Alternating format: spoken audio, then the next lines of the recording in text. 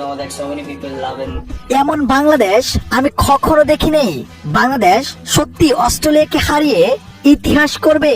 এইবার বাংলাদেশের দা ফুটে খেলা দেখে লাইভে এসে বাংলাদেশকে প্রশংসায় বাসিয়ে একই বললেন বিরাট কোহলি, যা মুহূর্তেই ভাইরাল হয়ে যায় পুরো নেট দুনিয়ায়।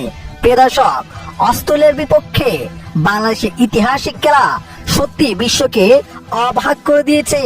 বর্তমান সময় বাংলাদেশের প্রত্যেকটি প্লেয়ারই দুর্দান্ত খেলছে অস্ট্রেলিয়ার বিপক্ষে, যে বাংলাদেশ কিনা ঘরের মাঠে শক্তিশালী সকলেই জানতো। তবে অস্ট্রেলিয়ার মাটিতে দুর্দান্ত খেলে সবাইকে চমকে দিয়েছে।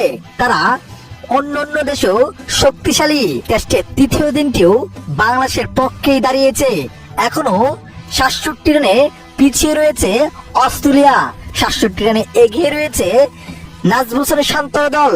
প্রিয় দর্শক, এইদিকে বাংলাদেশের অবিশ্বাস্য খেলা দেখে রীতিমতোই অবাক হয়েছেন ভারতের ক্রিকেটার বিরাট কোহলি, যেখানে লাইভে এসে তিনি বলেন, এমন বাংলাদেশ আমি কখনো দেখিনি।